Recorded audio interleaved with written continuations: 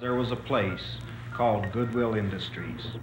Since coming to Goodwill, I not only have gainful employment, I have gained much needed experience. I think I'm going to have a great future here. I get a lot of experience, and I really like it. I enjoy my work very much. This has given me a sense of respect and usefulness. You can just be yourself at Goodwill. The roots of Goodwill Industries can be traced back to its founder, Edgar J. Helms.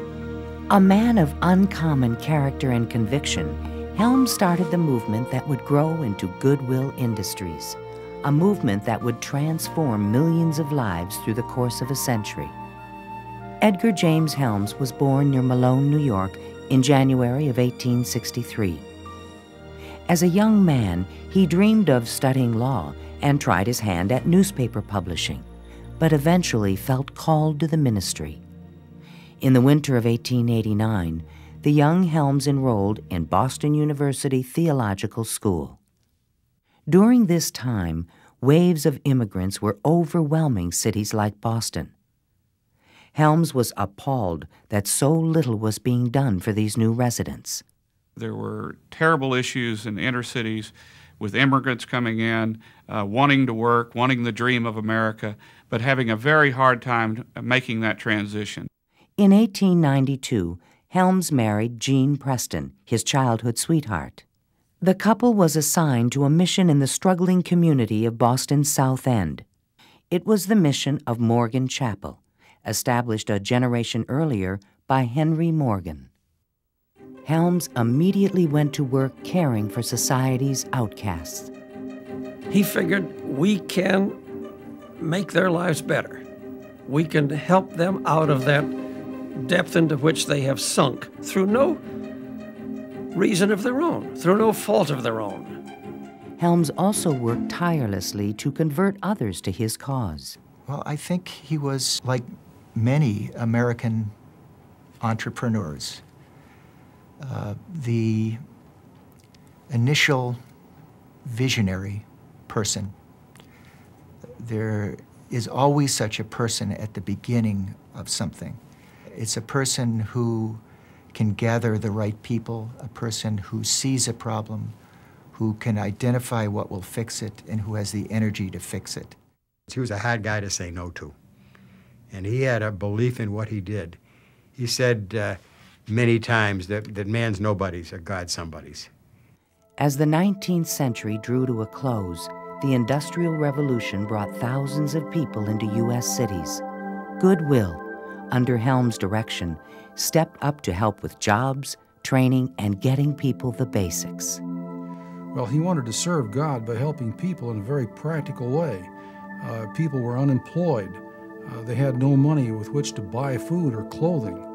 And he knew that if he was going to preach the gospel to someone, they couldn't be starving. A ragged group came to Helms in need of food and clothes. Helms took a burlap bag and went to Boston's wealthy citizens. Instead of asking for money, he asked for whatever clothing they could spare. The initial attempt, for example, to get cast-offs from individuals, to bring them back and to give them away to the poor were a disaster. When he laid them out at the Morgan Chapel and invited the poor in to take the clothing, it was like a feeding frenzy among sharks. There isn't much dignity in receiving a handout. On the other hand, if you're part of that process, if you're employed and you get a paycheck and you can decide what clothing you want to buy or what food you want to buy or how to take care of your family, there's a great deal of dignity in that process. Helms hired people in need, many of whom were considered unemployable, to repair damaged items. He priced used clothes fairly and invited the neighborhood back in. The Goodwill store was born. Not charity, but a charity. It believes more in prevention than cure. That is what a job does. In 1898, Helms' wife Jean died from tuberculosis, leaving behind 3 children. 2 years later, Helms married Jean's sister, Grace.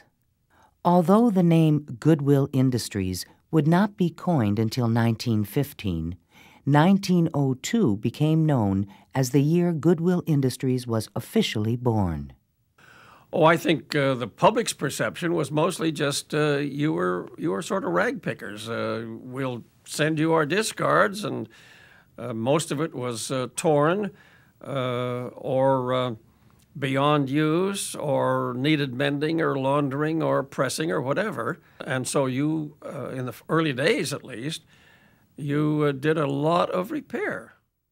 Instead of giving handouts, Goodwill Industries stressed that donated goods could be sold for profit and that money would be used to pay workers who otherwise might not have jobs. We had day workers, and we would pay them 4 $1 bills a day. And they'd go sign up for a department, maybe furniture repair. They'd go take furniture apart or whatever. In some cases, when there was not enough money, they'd get a $5 work for clothes. As word of Goodwill's success spread, the Methodist Church provided the fledgling organization with funds to begin setting up Goodwill operations across the nation. By 1920, there were 15 Goodwill agencies in the United States, including Morgan Memorial in Boston. In the early 1930s, Goodwill Industries opened its doors in Canada. In subsequent years, ties to the Methodist Church gradually dissolved as Goodwill sought leaders from outside the ministry, and as federal funding opportunities in the United States made it necessary for Goodwill to become a more secular organization. When Wall Street crashed in 1929, Goodwill was ready.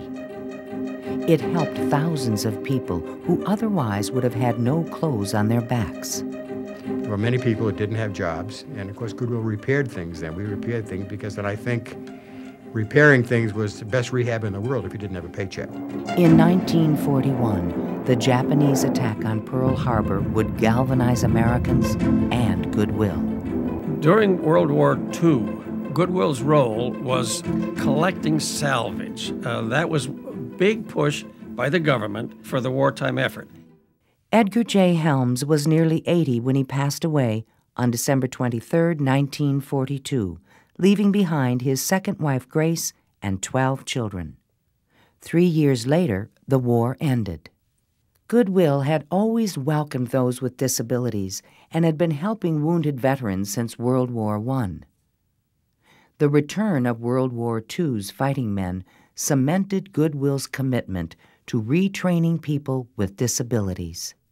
In the 1950s, Goodwill became a household name. Goodwill, that's what this old world needs more of. Here you are. The story you're about to see is told against the background of an organization known as Goodwill Industries. Hi, this is Bob Hope, speaking to you about giving hope to the handicapped of Goodwill Industries. Hello, this is Steve Allen. Hi, I'm Phyllis Diller. Hi, I'm Donna Reed.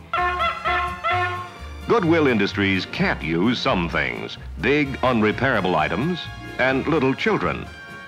Everyone had something that they could contribute, and that sense that by donating, you're helping other people is a very important force for individuals. An unbelievable assortment of items found its way onto Goodwill's conveyor belts. We say soup bowls to nutcrackers, false teeth to tombstones. About everything. As collections poured in, those needing work sorted, cleaned, priced, and displayed items in Goodwill thrift stores. The organization opened its doors to anyone with a willingness to work.